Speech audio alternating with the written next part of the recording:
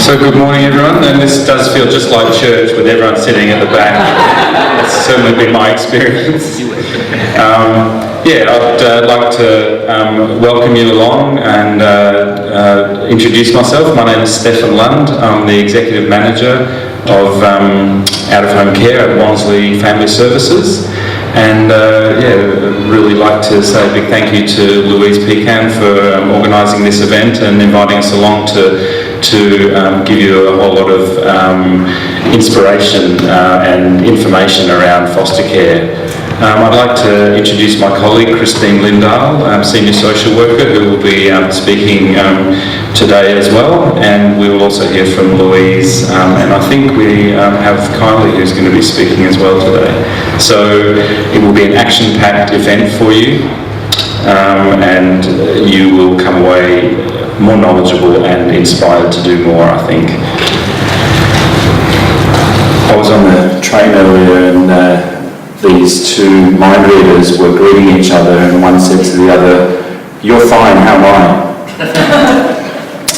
So it was Father's Day recently, so I still have the license to do that joke. That was a good one. Why do dogs not make good poker players?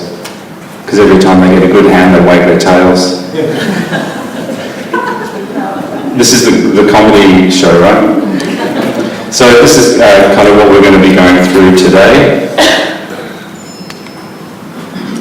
Before I do this, I'm going to make sure I acknowledge the traditional owners of the land. So the Whadjuk Noongar people are those that have, kept this land for thousands of years in a beautiful condition. And I want to pay respects to the elders, any in the room, and those who've gone before, and look forward to those elders who are going to help us with the journey in the future, and also just acknowledge the reconciliation journey that we're all on with Aboriginal people, and past hurts and past policies and practices that have oppressed Aboriginal people. So certainly at Wanslea we're working very closely with Aboriginal elders and community to connect children to their families and to make sure culture continues or is reborn. So that's really important for us.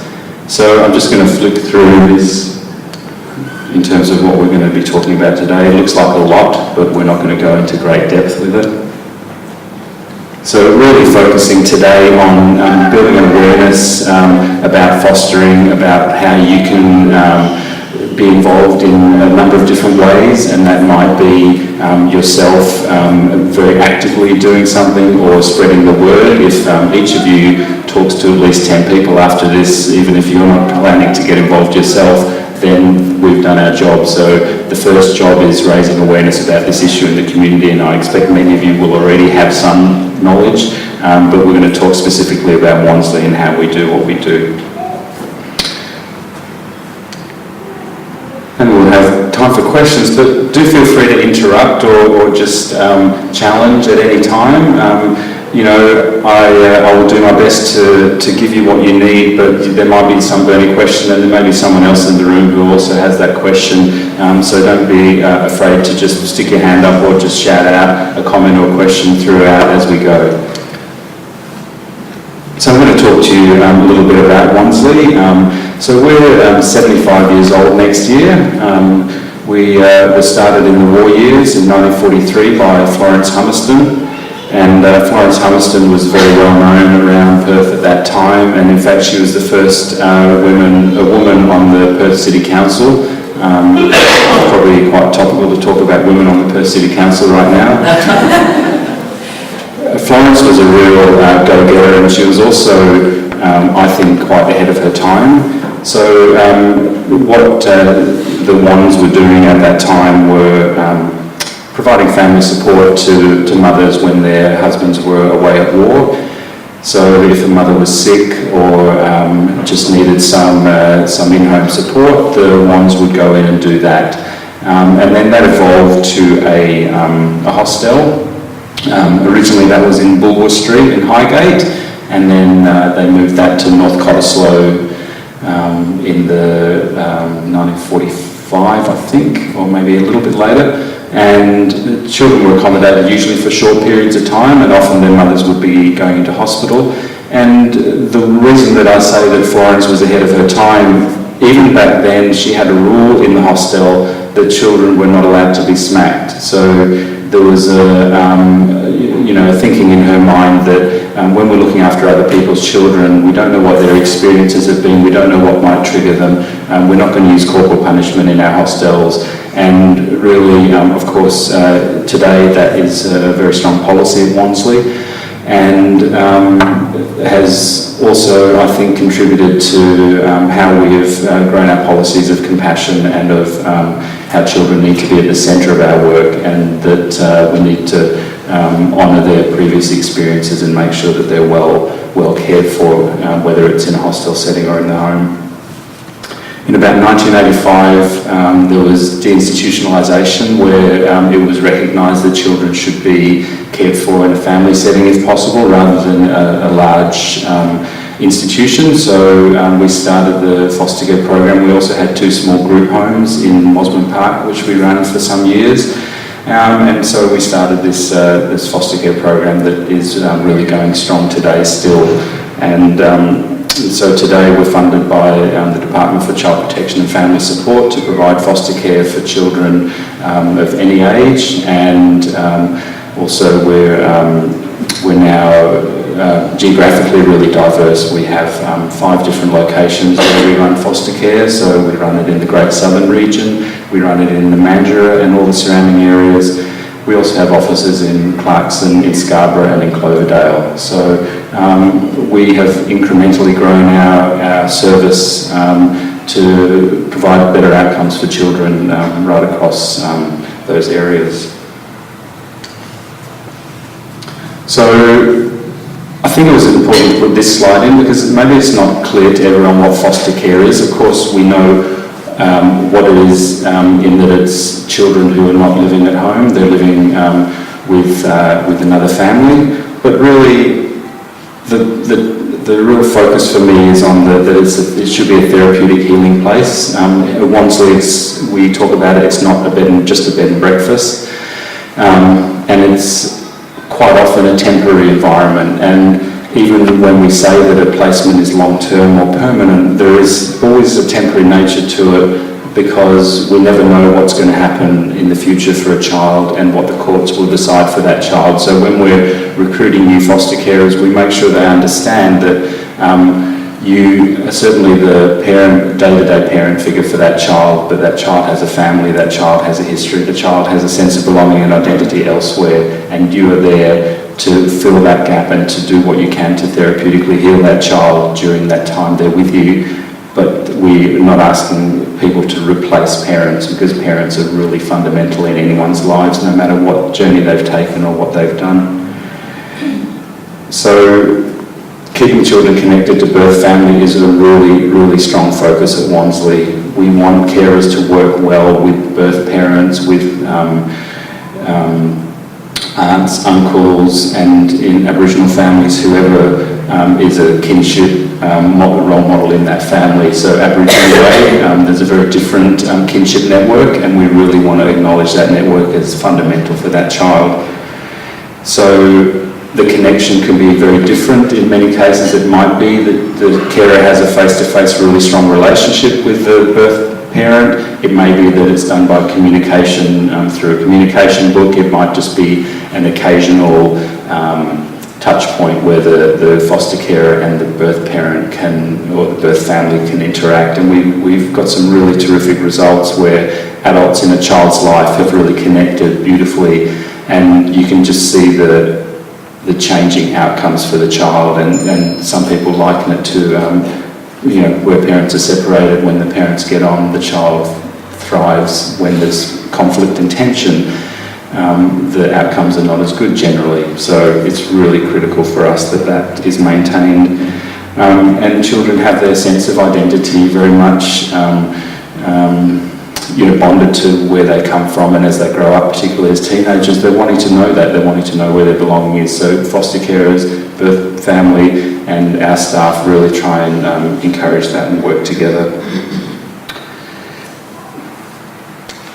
Why do children come into foster care? So often there is a crisis or trauma in the family that is the precipitating event. Of course, there might be many months or years behind that have been problematic in the family. And really, quite often conflict is there, and what we call domestic violence or family violence is a really strong feature in many families where children are placed in care. It is a last resort for children to be placed in care.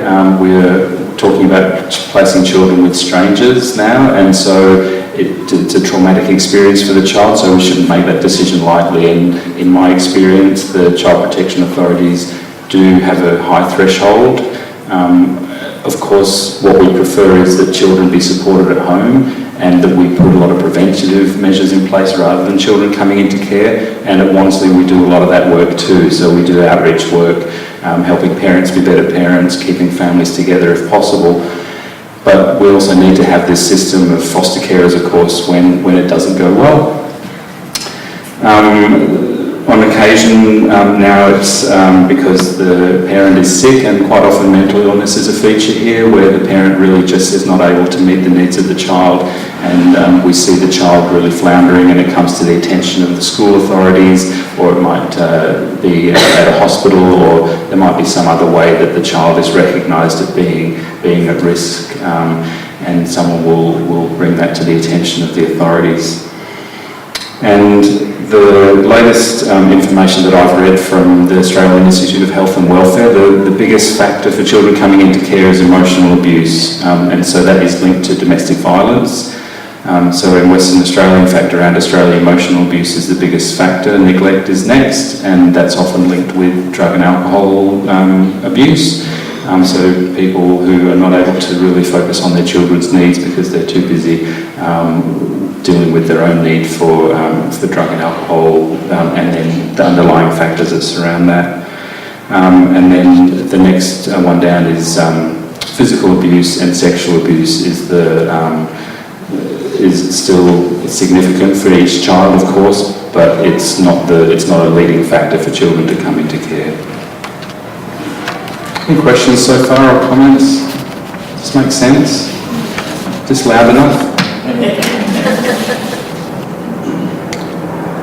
So I'm going to hand over soon to my colleague Christine. There's just a couple more things I wanted to cover. Does this say how long do children stay in foster care? Okay, good, you're paying attention. Yeah, this is a really difficult question to answer. They stay in as long as they need to stay. And when Louise speaks later, I don't know if you'll talk about the how long is a piece of string kind of thing. A child comes for a week and stays for a year. That's quite often the situation. But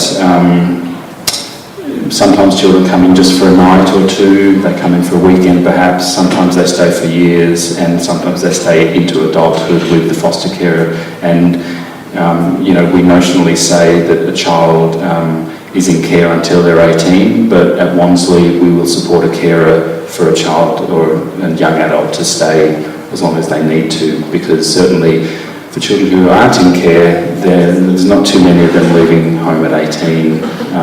So our agency will support foster carers beyond that. And we see some really, really positive outcomes from that. We would never expect a carer to turf a child out at 18 or a young person out at 18. So, we would take referrals at any time of the day or night, and we will make an assessment on the basis of what we're told by the referring agency as to how long the child needs care, and we'll work with the carer to say, look, at this point, this is what we know. The child needs a week of care while the parent, is negotiating with the authorities around what they need. And then maybe 4 days later we'll get a phone call saying, look, we've had some other information, we really need to extend this out, it's now going to be 3 months. And then we will talk to the carer and say, look, we need to let you know that things have changed, what do you think, how are things working out? So it really is really variable. We're not dealing with making widgets in a factory, we're dealing with real life people situations that change on a a daily basis sometimes, and what we would really hope is that the child will go back to family as soon as they can, and whether that's their mother and father or whether it's an extended family member, that really is for us what we're aiming for. And particularly for Aboriginal children, we really want them to be embraced by cultural wisdom and understanding, and if that needs to be in care, then we'll help with that, but family really needs to come first in those settings.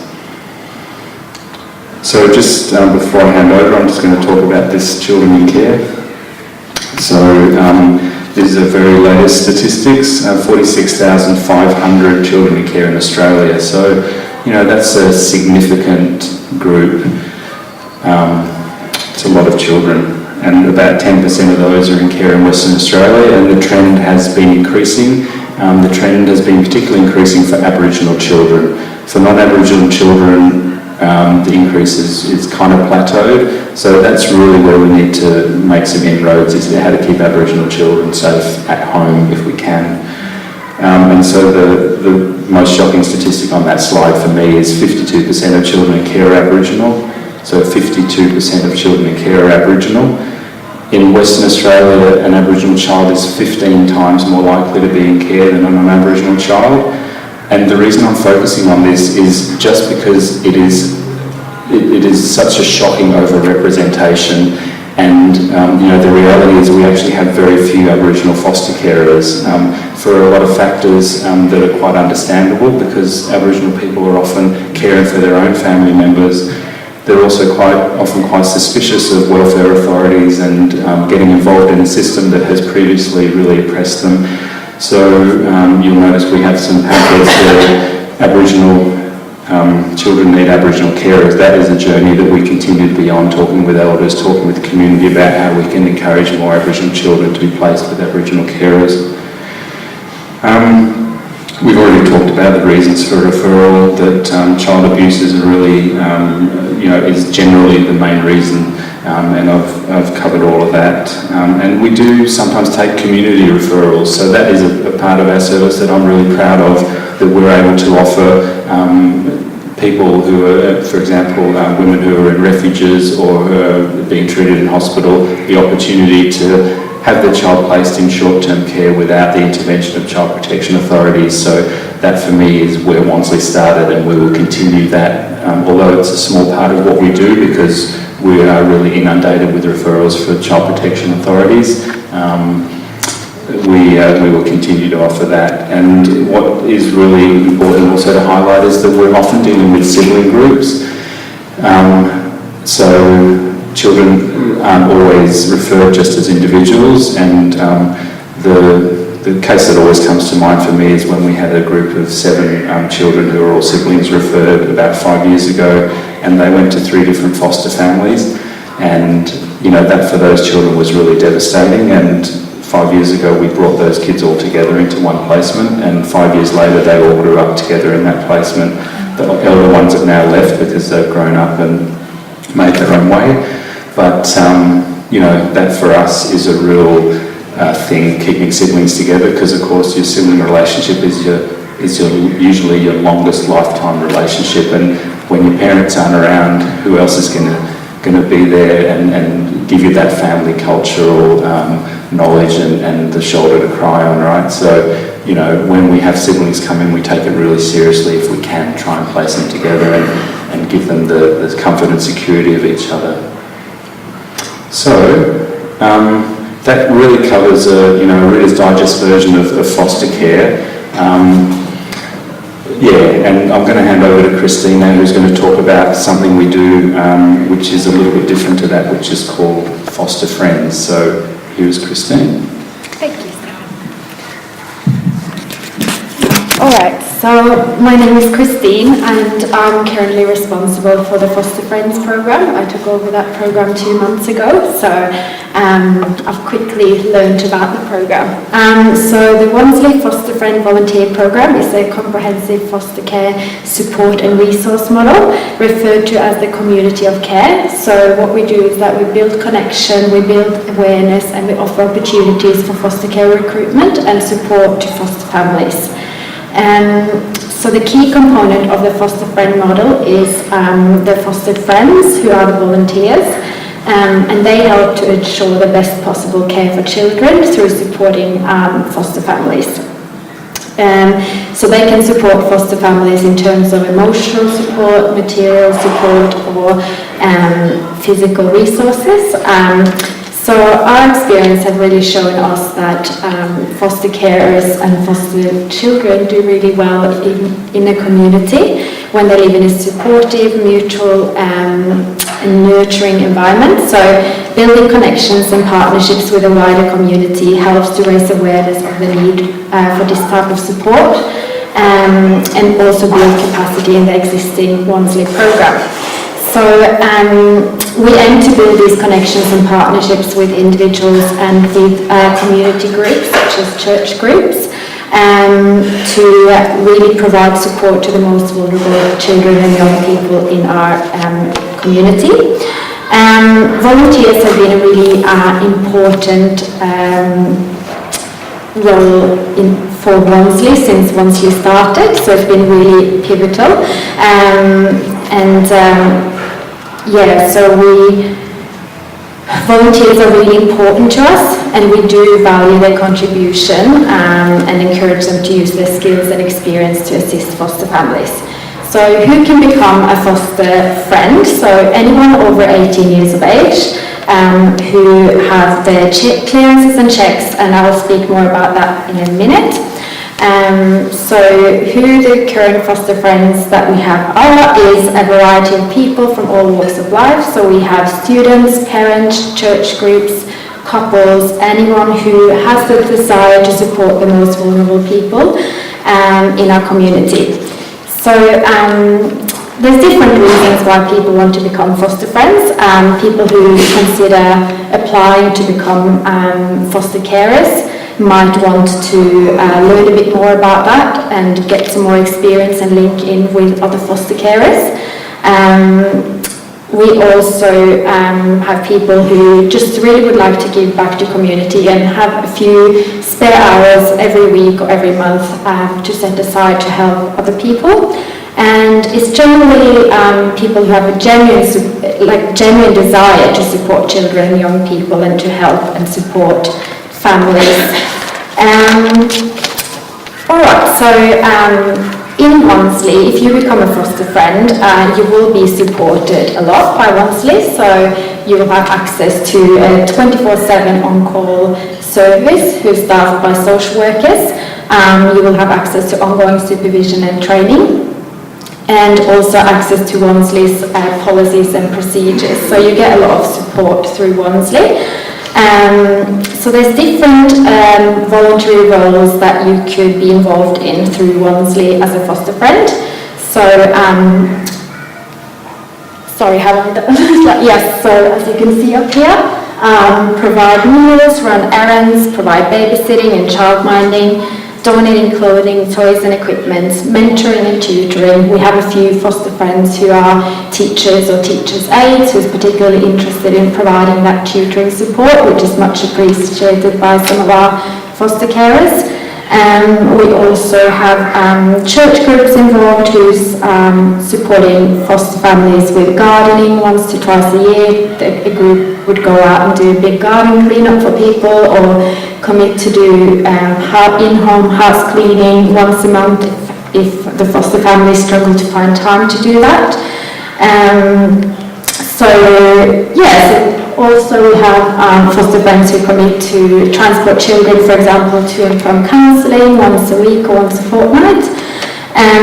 So basically, after you've done all the screening checks, Wanslea will seek to match you with a foster family. So you can either be matched to one or more foster families ongoing, or you can support as and when needed. Really important role to protect children. It is important for us that some fundamental checks are in place when working with children. So the following clearances will be needed as a foster friend or as a foster carer. So a working with children check, police and departmental child protection checks.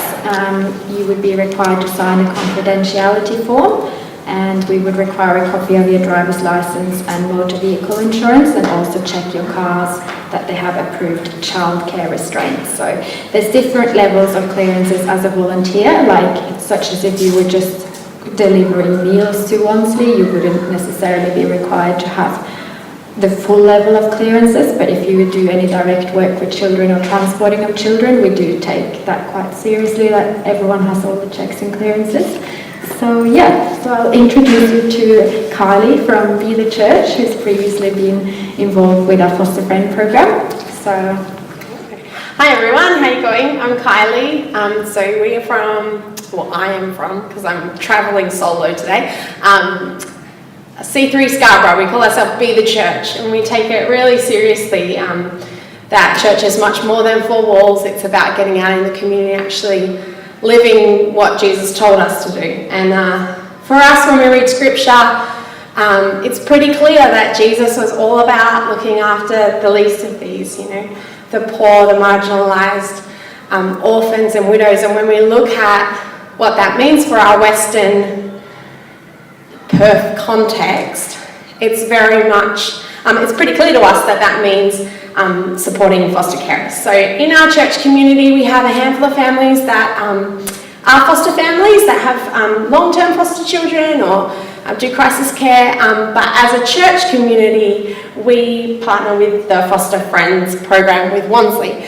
I guess that kind of just happened quite naturally as we were looking for different community service providers in our local area that we could partner with. And obviously Wanslea has an office in Scarborough, so it just kind of made sense. It all fell into place, and I think for the last 3 or 4 years we've worked doing one specific big project a year, and then ongoing things throughout the year when a need might arise, and Wanslea might reach out to us to help with something. So over the years we've definitely done lots of gardening, lots of window washing and car washing, and probably some more gardening, and we've done meals, we've done crisis care packs. I remember once I got given the 1-year-old age group, and I got to go to the shops and buy all of the things that these kids would need for their crisis packs. So, you know, change of clothes and a toothbrush and something cuddly for them to have when they arrive at their new place. So, a backpack or some bag for it to all go in, and it was really, really, really special for me as an individual in the context of a church group. You know, we made hundreds of packs that day. To just do something super practical and that actually had such a significant impact for these kids. And we've done educational packs and cooked meals, and yeah, lots and lots of things over the years to support Wanslea. I guess, like, for me, I think the biggest impacts have been on those gardening projects or in carers' homes, and just being able to hear their stories and their hearts for these kids. It makes sense that we want to support that we want to get on board with that, and it's been an incredible relationship with Wanslea that we're so blessed to have, and that we're just looking to build over the next kind of couple of years. So yeah, thank you for having me. Come and chat if you want. Cool. Like, we really value our relationships with the church groups that we work with. And I think the passion and the commitment from those groups, and particularly from yours, which was the first group that we were involved in, has really made a difference to dozens of foster carers and to children. And you know, those meals, they're really popular. Like, it's a great gift for a busy family to have a really nice home cooked meal to take the stress off in the evening in particular for them. So yeah, it's a really important gift that the church groups are bringing to us. So I'm just going to keep things moving along until we get the film going. And we're good? We got the film.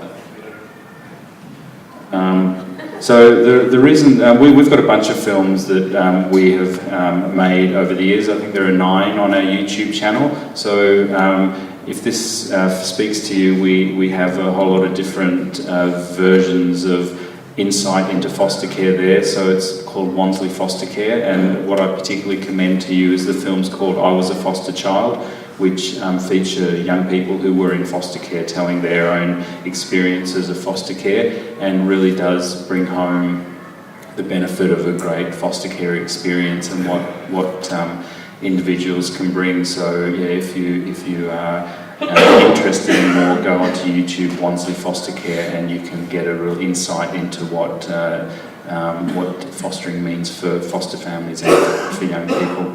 So we're ready to go with that.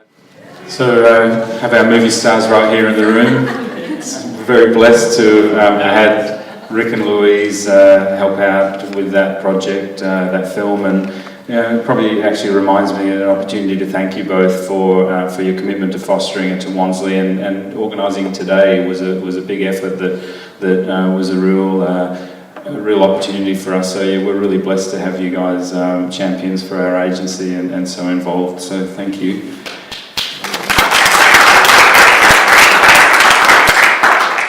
So just before we hear a bit from Louise, I just want to talk about another opportunity. And so, I guess you guys knew that it wasn't just a free morning tea, right? That, this is a call to action kind of thing. There's no point in us sitting around talking and then nothing changes. So we're not going to lock the doors and sign you up. But the other thing that we're really obviously on the road all the time is about recruitment of foster carers and about raising awareness of the need for foster families. So you won't be surprised to hear that there's more demand for foster care than there is supply of foster carers, and in fact, for that reason, there's been a shift in service provision where there's more kinship carers or family members providing care than there is foster carers. And that's cool when it works really well, but it also puts a lot of pressure on families sometimes. So we are also looking for champions for recruitment, and I've got some recruitment resources here on this table, some posters that we use. So, you might think that, well, that's something that we can do through our church or through our community, is to have someone from Wanslea along to talk to the congregation about what fostering is all about, and I guess building that awareness, and then, maybe 1 in every 100 people might put their hand up and say, look, I've been thinking about that for a while. That's something that I actually want to now take the next step for. So I guess, the opportunity is there if none of those other foster friend things really, are something for you. Make contact with us about how you can bring us into your fold, if you like, and spread the word about Wanslea and recruitment. So that kind of is another opportunity that we'd really love to pursue with you.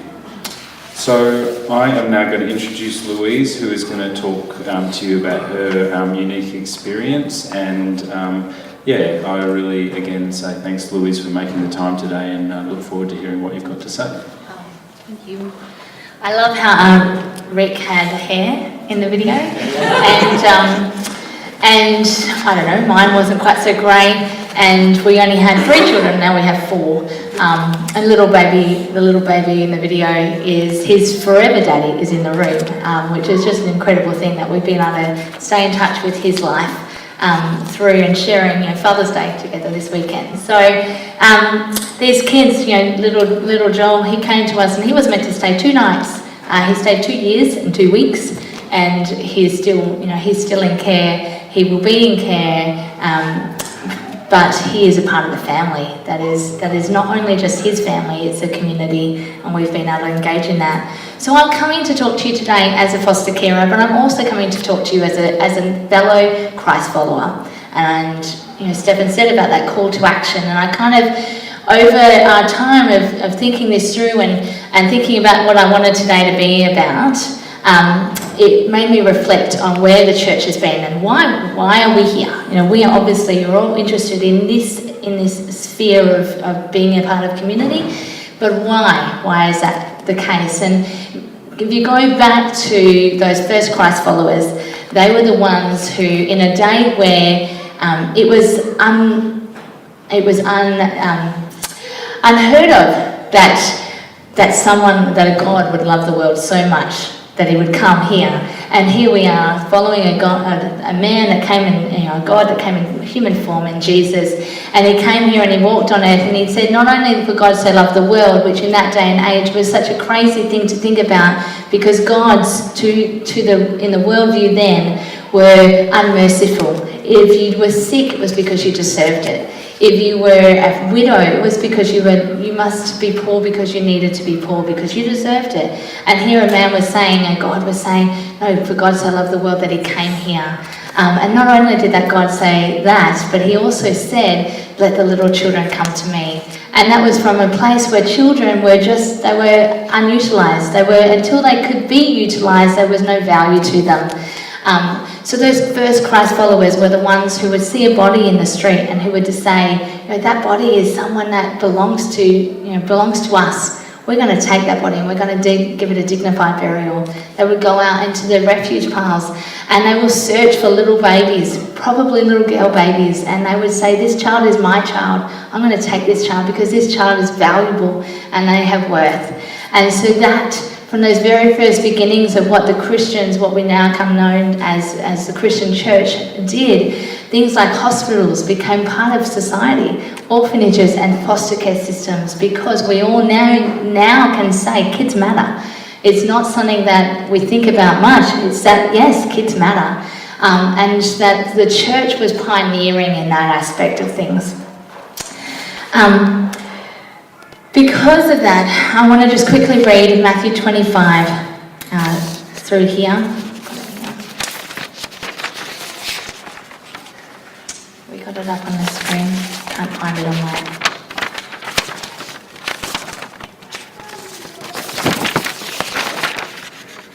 Okay, it says, come, you who are blessed by my Father, take your inheritance, the kingdom prepared for you since the creation of the world. For I was hungry, and you gave me something to eat. I was thirsty, and you gave me something to drink. I was a stranger, and you invited me in. I needed clothes, and you clothed me. I was sick, and you looked after me. I was in prison, and you came to visit me. Then the righteous will answer him, Lord, when did we see you hungry and feed you, or thirsty and give you something to drink? When did we see you a stranger and invite you in, or needing clothes and clothe you? When did we see you sick or in prison and go to visit you? The king will reply, truly I tell you, whatever you did for one of the least of these brothers and sisters of mine, you did for me. So if we were to put that up on the screen and you've got Jesus there in the centre, can I flick the next one? And then you've got these things around him that he said, when you were hungry, when you fed me, when you homed me, needs, care, stuck. And when you do it for Jesus, you're doing it for when you do it for the least of these, you're doing it for Jesus. So if we switch this around now and stick the child in the centre, this is what a foster carer does. And so many of these things is things that we as a church kind of go, yes, of course, we need to take care of those who are most vulnerable. We have a homeless ministry, we have food hampers, we have homeless sleep outs, we have opportunities for us to go into prisons and to take care of the sick. And we do this because we really do believe that this verse is something that is important. But these are fantastic ministries, they really are, and there's an absolute need for these in our churches and in our community. But as a foster carer, you're doing all of this for one child. And you are homing them, you are feeding them, you are clothing them, you are getting them out of that place where they're stuck, that captivity, that prison, where they're stuck in a system where they have no control over. But for those of you who are foster carers in the room, you will know it is not just that easy. From there, and we go to the next slide,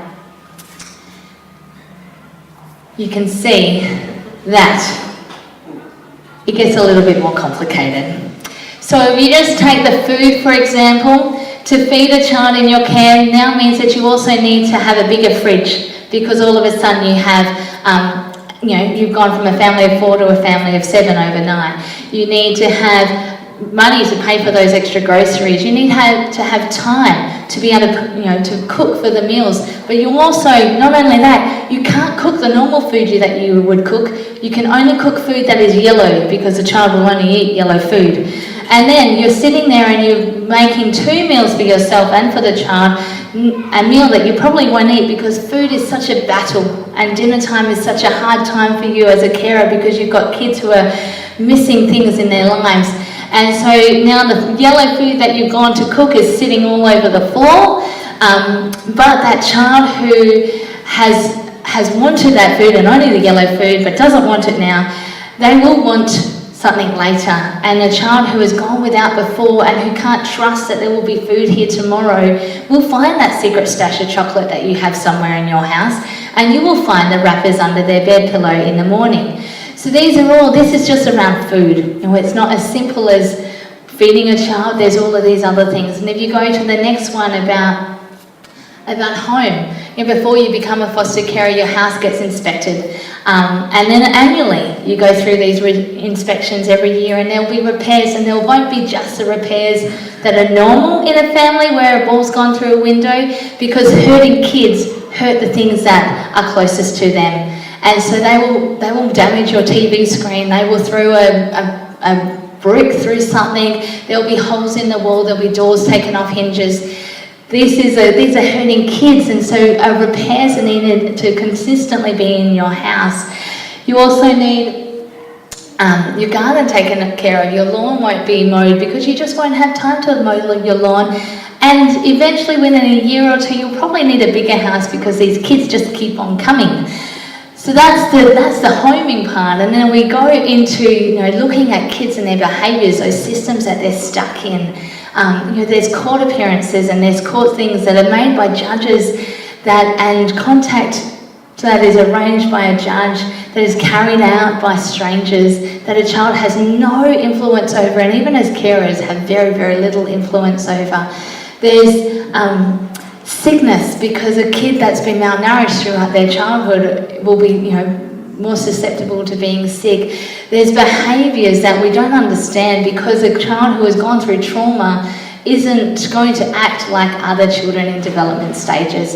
And it's very, very difficult for even school systems to pay attention to that, because child development and trauma development can look similar, but they have to be treated differently.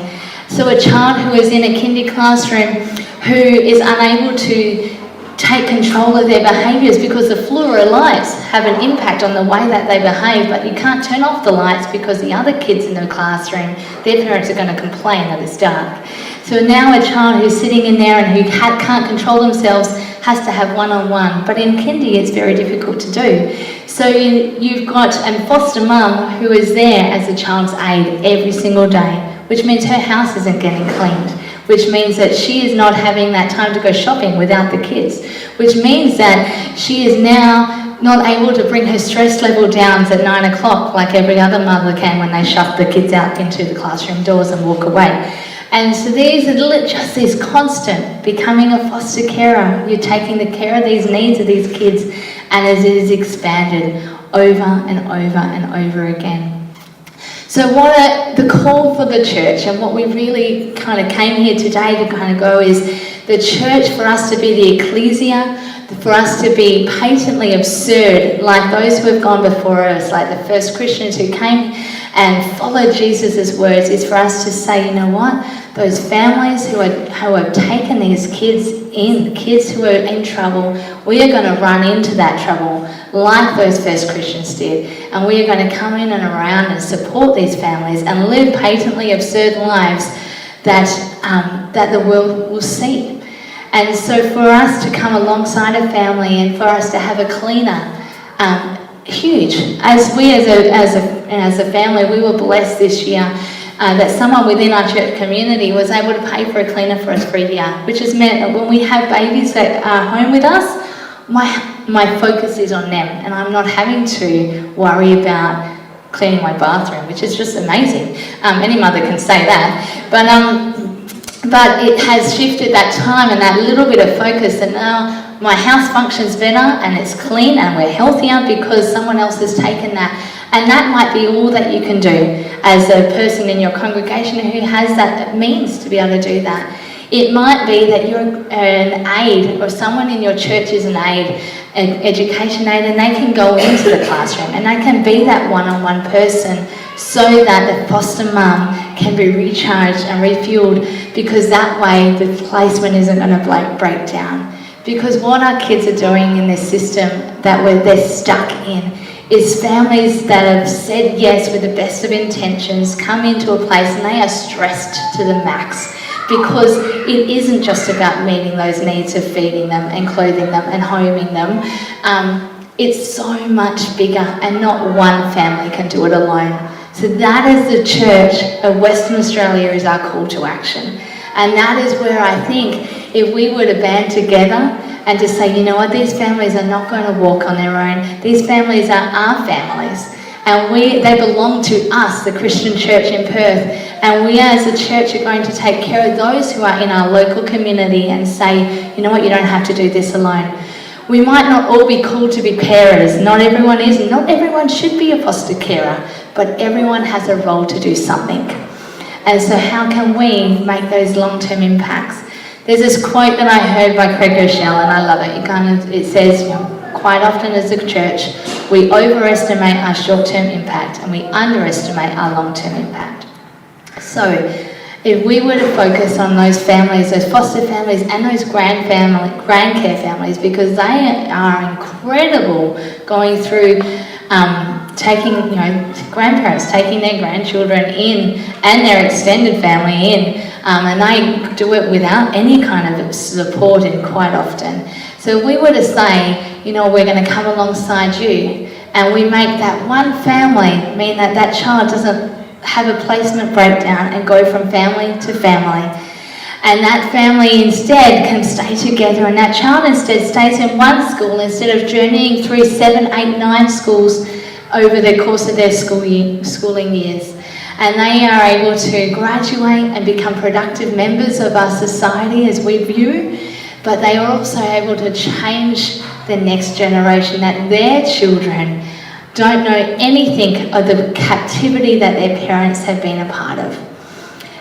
What a world we can create. And I was at a forum a few weeks ago, and the DCP director, who is, I don't think she's in her role anymore, but she had this crazy idea that by 2035 our state wouldn't need a foster care system. And everyone kind of laughed her out of the room basically. But it got me thinking, what would it take for that to happen? And I am certain that it takes the church. I am absolutely certain that for us to see change in this city and for our city to get a soul back, that it's going to take us saying, you know what, we're going to live patently absurd lifestyles, and we are going to run towards the trouble just like those who did before us, those who followed Jesus before us. And we are going to make sure that those children are taken care of, that they become our children. So if it might be foster caring, it might be coming alongside a family and just not letting them do it alone. It might be that you as a church can kind of take this back, as advocates for your church can take this back. And globally there's a day, it's called Orphan Sunday, but it's about the modern day orphan. It's about the children in foster care. And it's running on November 12th this year. It's something that's been in a part of the US. And it's us, the church, saying these kids are our kids. So if you are interested in taking this back to your church, we can create a pack up to help you just do a foster care awareness service in your church, letting those know. I'm absolutely amazed about how often I will have a little baby in my arms, quite often a little Aboriginal baby, because they are so overrepresented in our system. And people will go, oh, are you adopting this baby? And I kind of go, that's not how it works at all. 2 adoptions happened in WA last year, 2 in the whole state. Kids that come into care don't get adopted. Our system, we've swung on a pendulum that's kind of gone from something that was absurd in the worst sense of the way 50 years ago to something now where our kids are going from home to home to home because our systems can't carry them through that. So no, we don't do adoptions. Instead, we want these kids back home. And this is just one step. Of course, we talked about foster carers today. There are those birth families and those biological families that need the church to come alongside them, that need people to come and say, you know, it's okay, we're going to journey with you. You don't know all the answers, but we're going to stick this out through the mess of what this means. And you can tell I'm a little passionate about this. I get a little bit hung up on that. The church has to be different. we kind of can't keep going the way we're going because our churches are getting smaller. And that's not, that's not that's not our heart at all. So how can we begin a movement of equipping our churches to say, yes, we are going to run towards travel, we are going to live patently absurd lifestyles, and we are going to change the future so that foster care is not something that we see in another 30 years' time. I think that's it from me.